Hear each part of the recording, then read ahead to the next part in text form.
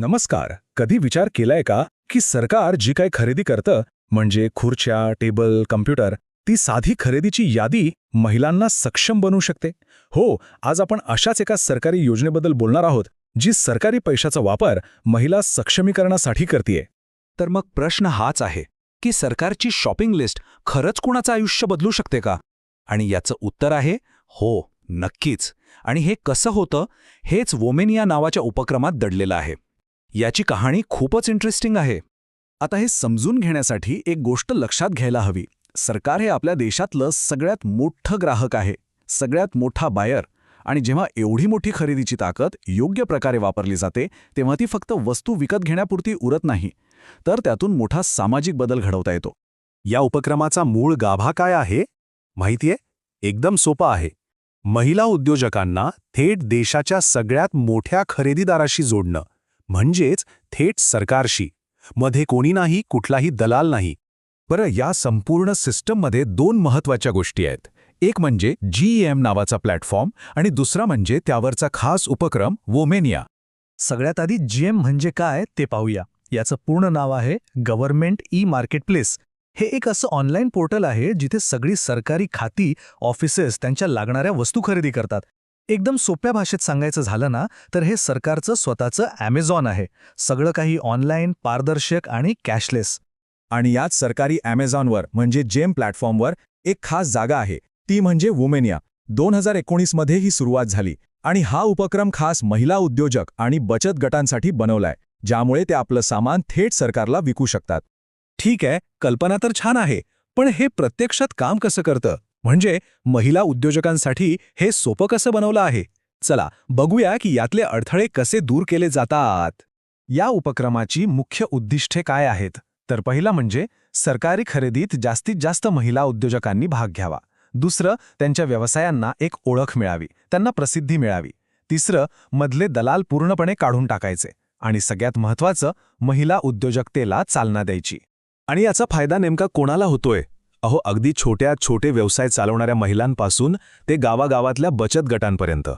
ज्या महिला हस्तकला, हातमाग यांसारख्या उद्योगात आहेत त्या सगळ्यांनाच.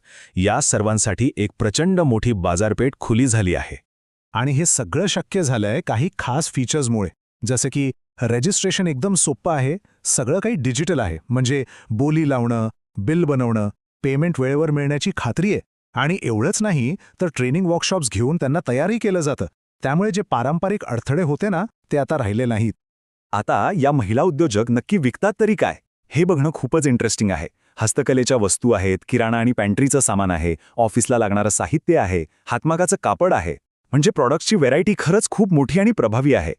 बरं, सगळं ऐकायला तर छान वाटतंय, पण आता येतो सगळ्यात महत्त्वाचा प्रश्न. ही योजना खरंच यशस्वी झालीये का? तर 2025-26 या आर्थिक वर्षाचे आकडे बघितले की याचं उत्तर अगदी स्पष्ट मिळतं. आता जो आकडा सांगणार आहे तो नीट आहे का? तब्बल 28,000 कोटी रुपये. हो, इतक्या मोठ्या रकमेची कॉन्ट्रॅक्ट्स थेट महिला उद्योजकांना मिळाली आहेत. विचार करा केवढी मोठी आर्थिक उडी आहे ही.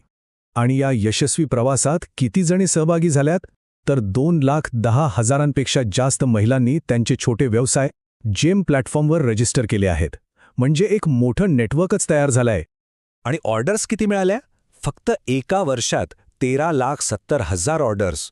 हा आकडा काय सांगतो की हे एकदाच मिळालेलं यश नाहीये, तर आता त्यांच्या व्यवसायाला एक सलग काम मिळतंय, एक स्थिर प्रवाह तयार झालाय.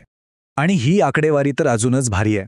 बघा, सरकारचं टार्गेट होतं की एकूण खरेदीपैकी 3% खरेदी ही महिला उद्योजकांकडून करायची, बरोबर? पण वोमेनियामुळं प्रत्यक्षात किती खरेदी झाली? तब्बल 5.6%. म्हणजे जे टार्गेट होतं त्याच्या जवळपास दुप्पट यश मिळवलंय.